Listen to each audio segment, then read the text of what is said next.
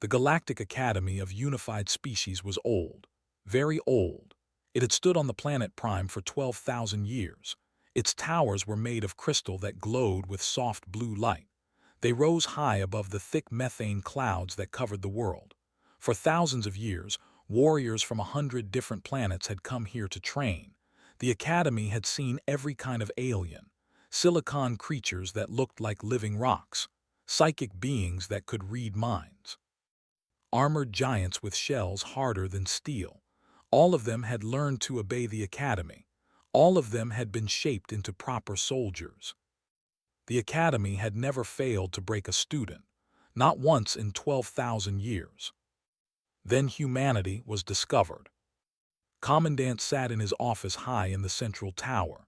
He was a species that looked something like a giant insect with 7 eyes and 4 arms. His shell was dark purple, and his mandibles clicked together when he was nervous. Right now, they were clicking very fast. He was reading a file on his display screen. The file was about a planet called Earth. The planet had another name in the galactic database. It was called Sol 3. But there was a third name too, written in red warning text at the top of every page. Death World had read files about dangerous planets before, but this one made his 7 eyes twitch with disbelief. The planet Earth was a nightmare. The ground shook and split open without warning. The air was filled with a corrosive gas called oxygen that would burn the lungs of most species. The star that warmed the planet also blasted it with deadly radiation every single day. There were predators in every environment, in the water, on the land, in the sky. Even in the frozen places and the burning deserts, things were trying to kill each other. But the worst part was the smallest. Tiny creatures called bacteria and viruses lived everywhere on Earth. They lived in the water, in the food, in the air, and inside the bodies of every living thing. They were constantly fighting, constantly evolving. A human body was a war zone where billions of microscopic soldiers battled for survival every moment of every day. And somehow humans had survived all of this. They had not just survived, they had conquered their death world. They had built cities and machines and weapons. They had reached into space. Now one of them was coming here. Looked at the transfer file again. The human was a female named. She was 34 years old by Earth measurement. She had been a soldier in something called Special Operations before she was selected for this exchange program. Her file said she had fought in 2 wars. She had been captured once and had escaped. She had received many medals and honors from her government. She was coming to the Academy as part of something called the Integration Initiative. The Galactic Council wanted to bring humanity into the community of civilized species. The Academy was supposed to train human soldiers alongside aliens. It was supposed to build trust and friendship between Earth and the galaxy. That was the official story. Had received different orders, secret orders from the Council itself. The orders had come in a coded message that deleted itself after he read it. The message was clear. Humans were spreading too fast. They were adapting too quickly. They were learning too much. They were making the other species nervous. The Council wanted to send a message to Earth, a warning. This human female would be that message. The Academy would break her. They would use every method they had developed over 12,000 years. They would crush her will, shatter her spirit, and send her back to her people as a broken shell. Earth would see what happened to those who did not know their place. Earth would learn to be afraid. Did not feel good about this. He was a soldier, not a torturer, but orders were orders, and surely one small human female could not be that difficult to break. The shuttle arrived 3 days later. Went to the landing bay himself to greet the new student. A dozen instructors came with him. So did a squad of guards. The landing bay was huge, with walls of polished black stone and a ceiling that arched high overhead. Dozens of other aliens were there too, students and staff who had come to see the creature from the death world. The shuttle door opened. White steam hissed out as the pressure equalized. Then the human walked down the ramp.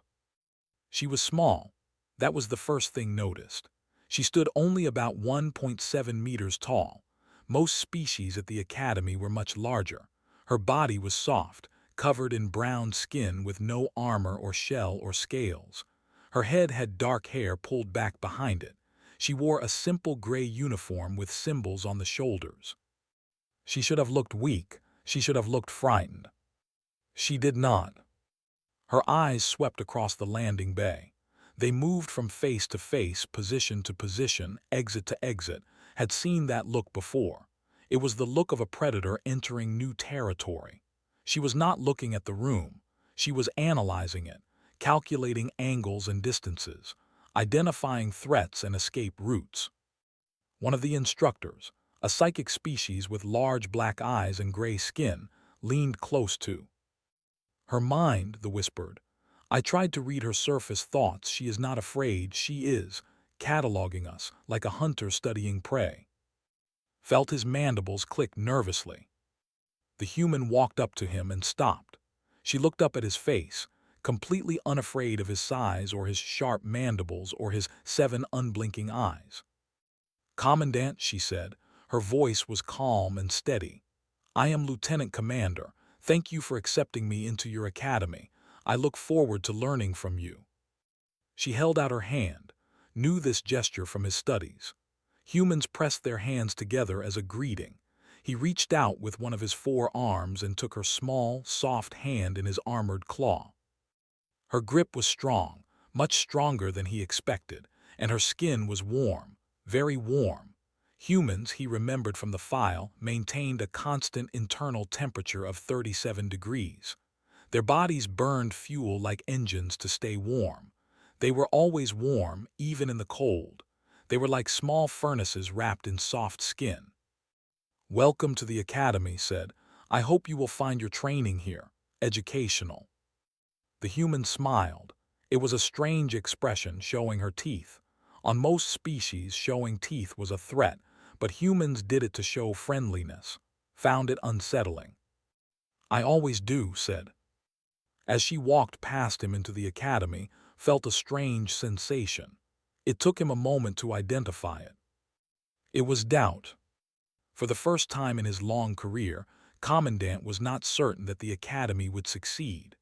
There was something in this small creature's eyes, something old and hard and unbreakable. He pushed the feeling aside.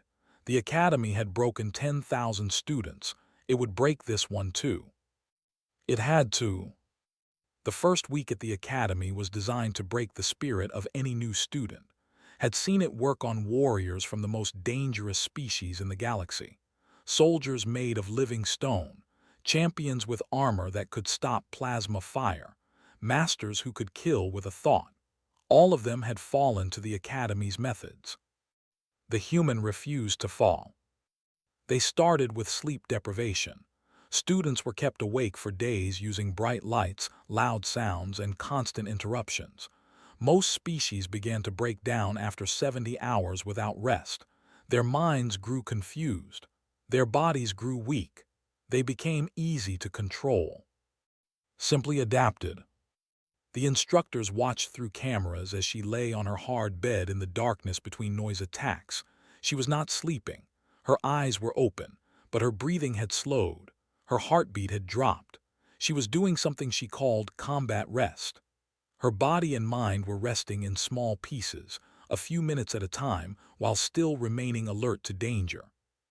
After 5 days, she looked tired, but she was still functional, still aware, still watching everything with those calculating eyes. Order the next phase. The sensory overload chambers were nightmare machines.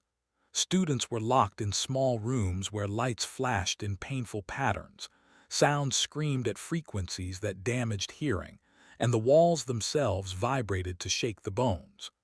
10 hours in the chamber could reduce a warrior to a whimpering pile of gravel. Sat cross-legged in the center of the floor and closed her eyes. The instructors watched in confusion as her vital signs remained stable. Her heartbeat stayed slow and steady. Her breathing was deep and regular. She was meditating. She had found a place inside her own mind where the chaos could not reach her. The chamber ran for 18 hours. When the door opened, stood up, stretched her muscles, and walked out without a word. Felt his mandibles clicking faster. They tried nutritional restriction next. The human was given food that was technically edible for her species, but tasted terrible and provided minimal nutrition. The idea was to weaken her body and break her will through constant hunger. 3 days later, a maintenance worker discovered that something had been hunting in the ventilation shafts. Small creatures called Vex rats lived in the academy's walls. They were pests that ate garbage and electrical wiring. They were also, apparently, compatible with human digestion. Had caught and eaten 11 of them. The maintenance worker found the bones arranged in a neat pile. The human had even fashioned a small knife from a piece of broken metal to prepare her kills. When confronted about this, simply shrugged. "I was hungry," she said. "Those things were available. On Earth we have a saying, adapt or die." Decided it was time for more direct methods. The gravity chamber was one of the Academy's most feared training tools. It could increase the pull of gravity to many times normal levels. Under such pressure, bodies were crushed toward the floor. Breathing became a struggle. Even lifting an arm felt like lifting a mountain. They set the chamber to 6 times standard gravity. This was enough to flatten most species. Even the mighty could barely move at such levels. Entered the chamber, and gravity slammed down on her like a giant fist. She fell to her hands and knees immediately. The weight was crushing. Every kilogram of her body now weighed 6 kilograms. Her spine compressed. Her joints screamed. The instructors watched through reinforced glass as she struggled on the floor, gasping for breath. Then she began to move. It was slow, agonizingly slow. She dragged herself forward one hand at a time. Blood vessels burst in her eyes, turning the white parts red. Her nose began to bleed. Her muscles trembled with effort, but she did not stop. She crawled across the entire length of the chamber floor. It took her 2 hours. When she reached the far wall, she pressed her bloody hand against it, leaving a red print on the metal. Then she turned around and began crawling back. Instructor activated the intercom. He was a species that resembled a tall humanoid with blue skin and no mouth, speaking instead through vibrations in his chest. "Why are you doing this?" demanded. "You have proved nothing, you gain nothing, this serves no purpose." Looked up at the observation window. Her face was twisted with pain. Blood ran from her nose and dripped from her chin, but she was smiling, actually smiling with her teeth showing. "I am not proving anything to you," she said between gasps. "I am proving it to myself." She finished the return crawl. Then she collapsed and did not move for several minutes, but she was still breathing, still alive, still unbroken. Was running out of options. He brought in the were telepaths.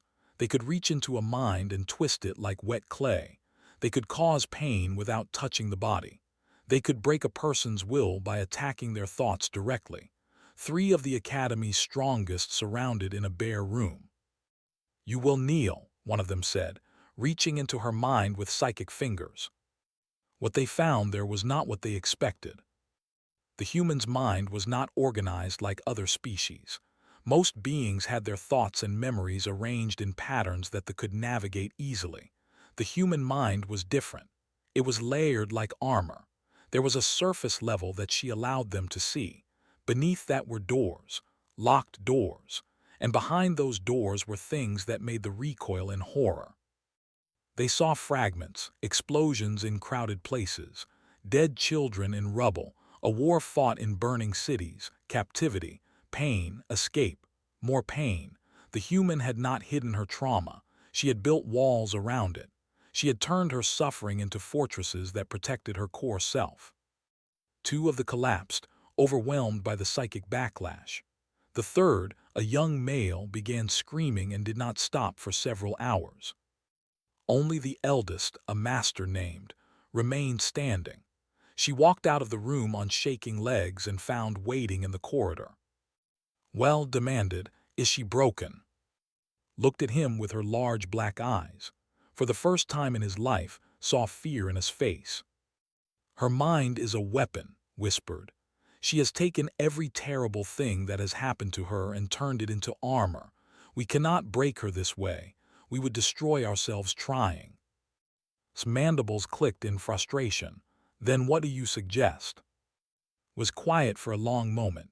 When she spoke, her voice was very soft. I suggest we stop. I suggest we let her go. There is something wrong with that species, something that should not exist in a civilized universe. They are not prey animals, Commandant. They are predators. They have learned to wear the skin of civilization, but underneath, she shuddered. Underneath, they are something else entirely. Shook his head. The council has given orders. She must be broken. Then you must use the shackles, said. The binding, it is the only way left. She walked away without another word, stood alone in the corridor thinking about what she had said. The binding was the Academy's ultimate method. It had never failed, not once in 12,000 years. Surely it would not fail now. It could not fail now. The Chamber of Submission was the oldest room in the Academy. It had been built 12,000 years ago when the institution was first founded. The walls were made of black stone that seemed to drink the light. The ceiling was high and lost in shadows. Ancient symbols were carved into the floor, forming circles within circles around a raised platform in the center. This was where the binding took place. The binding ceremony had broken 10,000 students across 12,000 years, warriors from every species, soldiers who had laughed at pain, commanders who had fought in 100 battles. All of them had knelt in this chamber. All of them had been shattered. The Academy's power came from this room and the terrible tools it contained. The shackles were called the living chains. They were not made of ordinary metal. They were grown, not forged. A strange organism that was part machine and part creature. The metal could think in a simple way. It could sense the nervous system of whatever it touched. It could burrow tiny tendrils into flesh and connect directly to pain receptors. When activated, the shackles could cause agony beyond anything a normal torture device could produce. But the worst part was not the pain itself. The living chains learned. They adapted. They found what each victim feared most and used it against them. For some, it was physical suffering. For others, it was memories of loss or failure. The shackles reached into the mind and body together and twisted both until nothing remained but the desperate need for the pain to stop. The only way to stop the pain was to submit, to kneel, to accept the Academy's authority completely and forever. No one had ever resisted. The ceremony was held at night. The chamber was filled with students and instructors from across the Academy. They sat in observation galleries that rose in tiers around the central platform. This was tradition. The breaking of a difficult student was meant to be witnessed. It was meant to remind everyone of the Academy's power. Commandant stood on the platform, his purple shell gleaming in the dim light. Behind him waited two handlers carrying a case made of black metal. Inside the case, the living chains stirred with eager hunger. They had not fed on fear and pain for many years. 6 guards brought into the chamber. She walked between them with her head high. Her face was calm. She had been given simple white clothing for the ceremony, and her feet were bare on the cold stone floor. The guards had tied her hands behind her back with ordinary rope. It seemed almost funny, using rope to bind a creature they were about to lock in unbreakable chains. The audience was silent as was led to the platform. She looked around at the watching aliens without any expression. Then she looked at. So this is the famous binding, she said. Her voice echoed in the stone chamber. I wondered when you would try this. Felt a flicker of surprise. You know of it. I know everything about this Academy, said. I read every file, every report, every rumor. Did you think I came here unprepared? Did you think I did not know what you were planning? His mandibles clicked. Then you know that resistance is impossible. The living chains have never failed. Everything fails eventually, said. That is the nature of the universe. Gestured to the handlers, they opened the black case. The living chains spilled out like liquid metal. They flowed across the platform toward, drawn by the heat of her body. The audience watched in silence as the chains rose up and wrapped around her wrists, her ankles, and her throat. They moved with horrible purpose, like snakes finding places to bite. The metal tightened, felt tiny tendrils pushing into her skin, burrowing toward her nerves. It did not hurt yet. That would come soon. The handlers removed the rope from her hands. It was not needed anymore. The living chains held her completely. Stood before her, he was much larger than she was. His 7 eyes looked down at her small, soft body wrapped in living metal. Kneel, he commanded. Submit to the academy, accept your place, and the pain will stop before it truly begins. Looked up at him, no. Nodded to the handlers. They activated the chains. The pain began. Screamed, she could not help it. The agony was beyond anything she had experienced before. Every nerve in her body was on fire at once. The chains had found her pain centers and were playing them like instruments. Her muscles locked. Her vision went white. She felt like she was being torn apart from the inside. In the gallery, students from 30 different species watched with horror and fascination. Some looked away. Others could not stop staring. They had seen the binding before. They knew what came next. The victim would fall to their knees, begging for mercy. They always did. Dropped to one knee. The audience held their breath. Then she pushed herself back up. She was shaking. Sweat poured down her face. Blood ran from her nose where vessels had burst. But she was standing, still standing. The chains tightened around her throat, cutting off her air, but she remained on her feet. His eyes widened. Impossible, he whispered. He gestured again. The handlers increased the intensity. Maximum setting. This was the level that had the mind of a warrior. The level that had made a general beg like a frightened child. Screamed again. The sound echoed off the ancient walls and filled the chamber. Smoke began to rise from where the metal touched her skin. The smell of burning flesh spread through the room. Then the screaming stopped. Was laughing. The sound was broken and rough, forced out between gasps of pain. But it was definitely laughter. She was looking at with tears streaming down her face and blood dripping from her chin, and she was laughing. "Do you want to know something about humans?" she said. Her voice was ragged, barely above a whisper, but in the silent chamber everyone heard her clearly. Pain is how we know we are alive. We are born in pain. Our mothers scream bringing us into the world. We grow through pain, falling down and getting up again. We give birth in pain, passing that suffering to the next generation. She took a shaking breath. The chains pulsed with power, but she kept talking.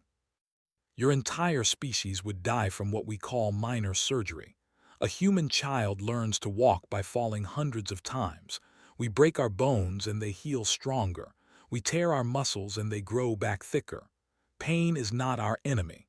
Pain is our oldest teacher. She lifted her head and looked directly into 7 eyes. And you think this little jewelry is going to break me? Something strange was happening to her skin. Leaned closer, trying to understand what he was seeing. The flesh around the chains was changing color. Steam was rising not just from the burns but from her entire body. Her temperature was rising. "What are you doing?" demanded. Smiled through bloody teeth, fighting back. The biometric displays on the wall showed what was happening inside's body. Every student and instructor in the chamber of submission could see the numbers changing. Her internal temperature was climbing. 38 degrees, 39, 40. Knew what this was. He had read about it in the files about Earth. Humans had a defense mechanism called fever. When their bodies were invaded by hostile organisms, they raised their internal temperature to cook the invaders alive. It was a brutal and primitive system. Most species had evolved beyond such crude methods millions of years ago. But was not sick. There were no invaders in her body. She was doing this deliberately. Some humans, the files had mentioned, could control their automatic body functions through training. Monks in mountain temples, soldiers in extreme conditions, survivors who had faced death and learned to command their own flesh. They could slow their heartbeat. They could ignore pain. They could raise their temperature through pure will. Was one of these humans, and she was turning her body into a weapon. 41 degrees, 42. Her skin was flushed red and streaming with sweat. Steam rose from her body in thin wisps. The white clothing she wore was becoming damp and dark. Her breathing was fast and harsh, like a furnace pumping air. The living chains began to react. They had been designed to interface with biology. Their tiny tendrils connected to nervous systems. They grew and adapted to their hosts, but they had never encountered a host like this. They had never touched flesh that fought back with such primitive fury. The tendrils that had burrowed into skin began to withdraw. They were being rejected. Her immune system, already aggressive by galactic standards, had gone into full attack mode. White blood cells swarmed the invasion points. Inflammation swelled around every tendril. Her body was treating the living chains like an infection and trying to force them out. But that was not the worst of it. Her sweat had changed. Human sweat was normally just salt water, a cooling system for their overheating bodies. But under extreme stress, the composition shifted. Acids that were normally contained inside cells began to leak out through the skin, not enough to hurt a human, but enough to affect other things. The living chains were being dissolved. "The shackles are rejecting her," a technician said, staring at the displays in disbelief. "No, wait, she is rejecting them." The chains around her wrists began to drip. Silver droplets fell to the stone floor and hissed where they landed. The living metal was liquefying, its protein-based structures breaking down in the acidic heat of her body. The tiny tendrils died and rotted away. The chains screamed, if metal could scream, a high-pitched whine that filled the chamber as the organism tried desperately to escape. Stood with her arms spread wide. Her face was twisted with pain and effort. The temperature inside her body had reached 43 degrees now. This was dangerous even for a human. Much higher and her brain would begin to cook. But she held it there, right at the edge of death, pouring heat and acid into the chains that bound her. The shackles on her ankles gave way first. They splashed to the floor in puddles of silver liquid, steaming and bubbling on the cold stone. Her legs were burned and blistered where the metal had touched her, but she remained standing. The chains on her wrists went next. They slid off her arms like melting ice, leaving behind raw red wounds that immediately began to bleed and clot. Human blood clotted quickly, another survival adaptation from the death world. The collar around her throat held the longest. It was the largest piece, the most deeply connected. It had burrowed furthest into her flesh, trying to reach her spine and brain, but even it could not survive the assault from her body. With a final shriek of failing metal, the collar dissolved. It poured down her chest in a river of silver liquid, staining her white clothing gray. The last tendrils from her neck, leaving small holes that welled with blood, stood in the chamber of submission, unbound. The chains lay around her feet in steaming puddles.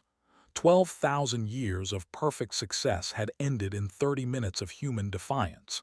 The living chains were dead, killed by the body they had tried to enslave.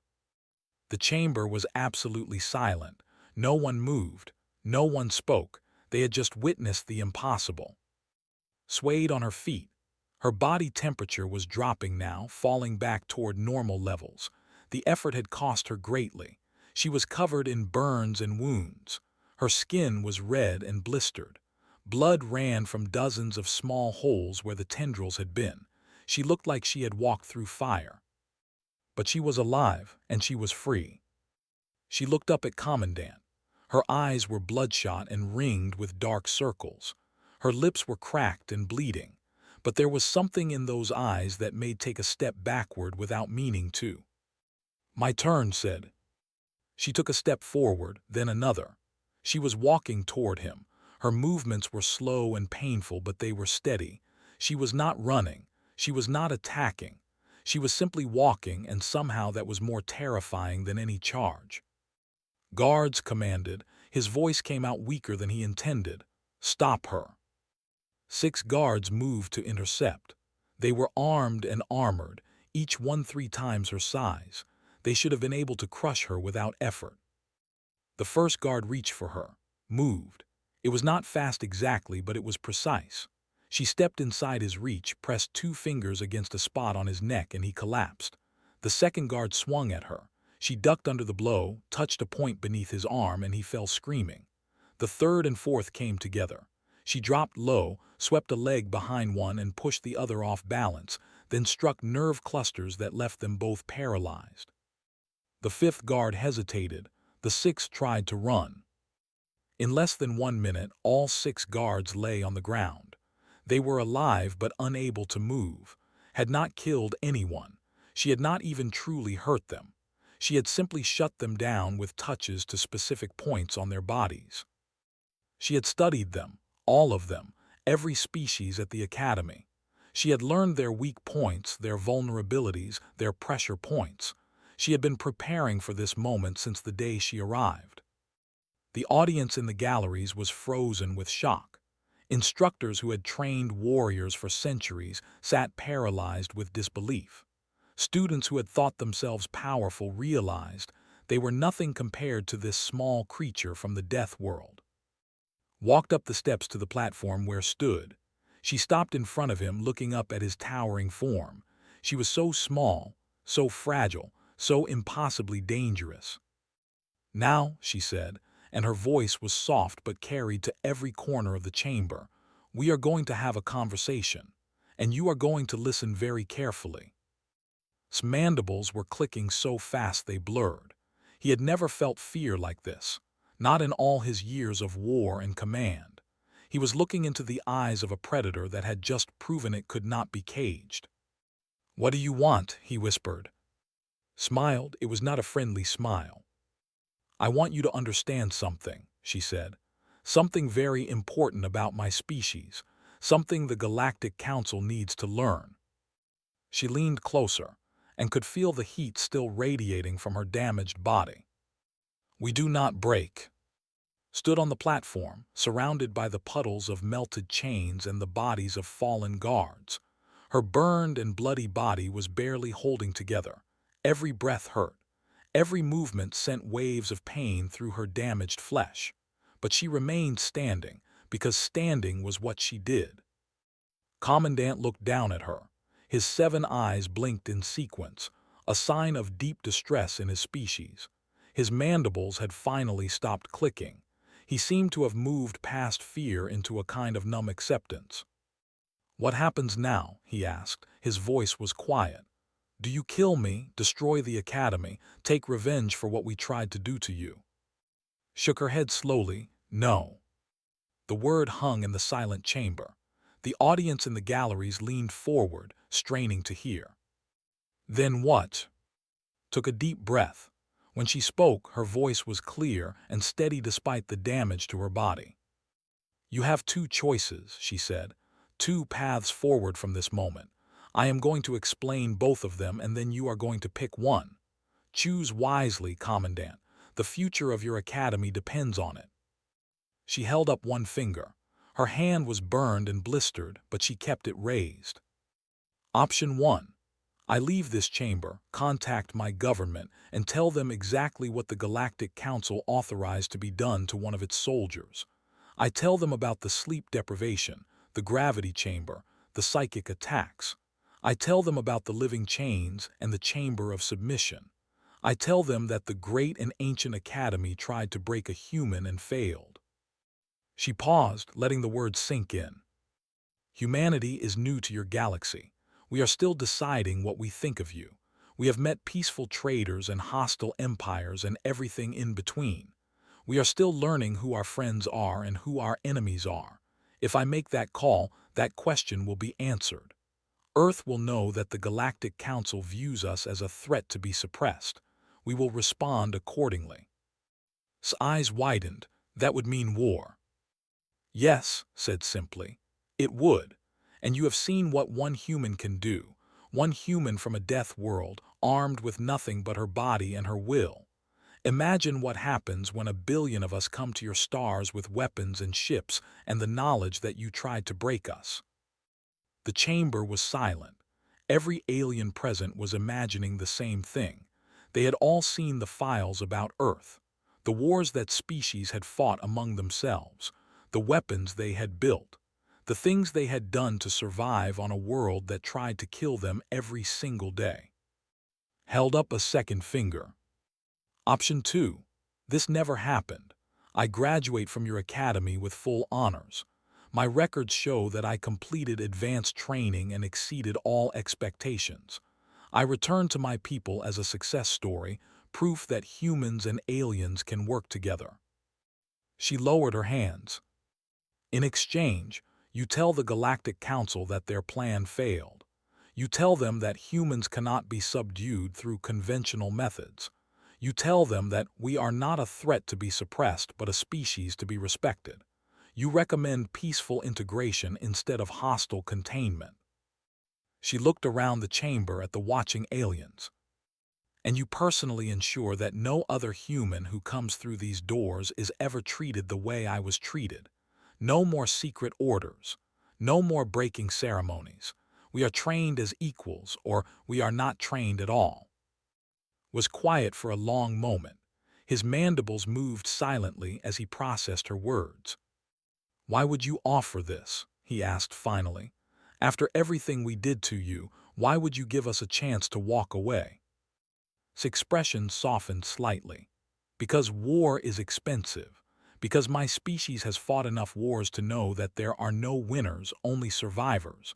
Because I would rather build something than destroy something. She touched the burns on her arm absently. And because I meant what I said, I came here to learn. I still want to learn. I still believe that humans and aliens can work together. I just needed you to understand that we will not be slaves. We will not be broken. We will not be treated as lesser beings. Respect us and we will respect you. Threaten us and we will show you why Earth is called a death world. She met's eyes directly. There is one more thing you need to understand, Commandant. One more truth about my species that the Council needs to learn. What is that? Smiled. It was a strange smile, warm and terrifying at the same time. I am not special. I am not the strongest human. I am not the toughest or the most dangerous. I am not even close. I am just a soldier, average by our standards, ordinary by our measures. You put me through your worst trials and I am still standing. She let that sink in for a moment. Imagine what the exceptional ones could do. The silence in the chamber was absolute. Every alien was thinking about those words, thinking about what they implied. If this burned and bleeding creature was average, if she was ordinary, then what were the extraordinary humans like? What were the heroes and champions of Earth capable of? Made his decision. Option 2, he said. His voice was firm now. I choose option 2. Nodded, a wise choice. She turned and looked at the audience in the galleries. Her eyes swept across hundreds of alien faces. This ceremony is over, she said. What you saw here tonight will not be spoken of outside this chamber. The living chains failed. The binding is ended. Spread the word to your peoples. Humans are not prey. We are not servants. We are not subjects to be broken. She began walking toward the chamber doors, each step slow and painful. We are humans, and we are here to stay. No one tried to stop her. 6 months later, Lieutenant Commander graduated from the Galactic Academy of Unified Species with full honors. Her records stated that she had exceeded all expectations in resilience and adaptability training. She was commended for her exceptional performance under pressure. The chamber of submission was quietly decommissioned. The living chains were destroyed. The binding ceremony was ended forever. Commandant submitted a classified report to the Galactic Council. The report was long and detailed, filled with observations and recommendations, but its conclusion was only 3 words: do not provoke. The Council accepted the recommendation. In the years that followed, more humans came to the Academy. They arrived eager and curious and friendly. They made friends with aliens from 100 worlds. They learned new skills and shared their own knowledge. They proved that humanity could be trusted, could be partnered with, could be part of something greater than one species alone. But sometimes, late at night, the older instructors would gather and talk about what they had witnessed in the Chamber of Submission. They would speak in whispers about the small creature from the death world who had smiled through agony and melted her chains through sheer biological spite. They would remind each other of the lesson she had taught them. Humanity was not to be tamed. The Academy had tried. They had failed. And somewhere out there among the stars continued her work, teaching, learning, building bridges between worlds. She never spoke about what happened in the chamber. She never needed to. Her scars spoke for her. They told a story that the galaxy would never forget. A story about a species that was born on a death world and learned to love it. A species that turned pain into strength and suffering into armor. A species that could not be broken, could not be bound, could not be stopped. A species that was just getting started.